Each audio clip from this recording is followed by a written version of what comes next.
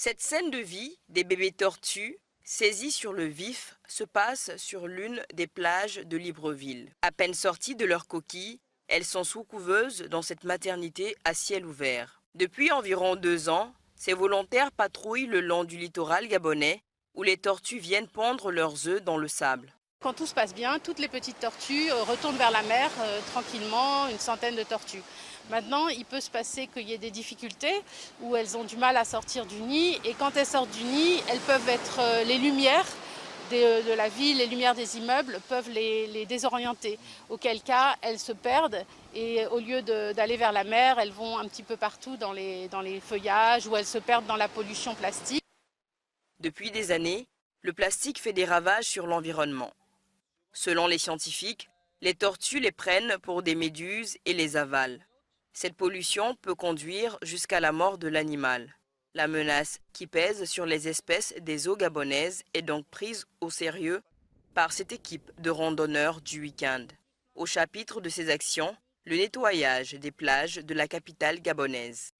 Nous avons des cadeaux de la nature qui nous viennent sur ces plages, comme les tortues, et qui arrivent et ne peuvent pas venir pondre sur ces plages remplies de déchets.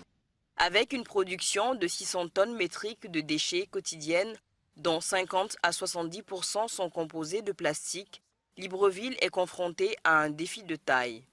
Et le spectacle offert sur les plages est celui du milieu agressé par la masse des déchets ménagers et industriels. Les plages sont propres, vous avez les belles plages, vous aurez plus de touristes qui vont venir et comme ça aussi, ça va augmenter l'économie du Gabon.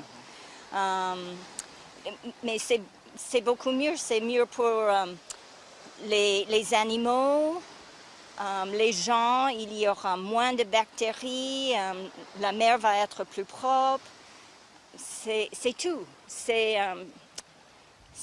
le cirque de la vie, ça joue avec tout le monde. Hein. Les changements de l'écosystème et l'érosion constituent un autre danger pour ces reptiles aquatiques, affirme Nathalie Bouville, après avoir relâché des bébés tortues dans les eaux. Il y a des zones du littoral où les mamans tortues ne peuvent plus venir pondre leurs œufs parce que quand elles viennent, elles ont besoin d'un espace plat.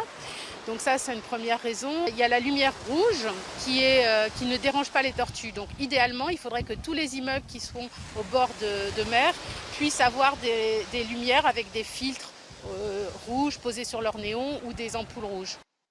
Grâce au travail des ONG, près de 1500 tortues sont relâchées chaque année et la vente de la viande de l'animal très prisée au Gabon, comme ailleurs sur le continent, est en net recul sur les marchés.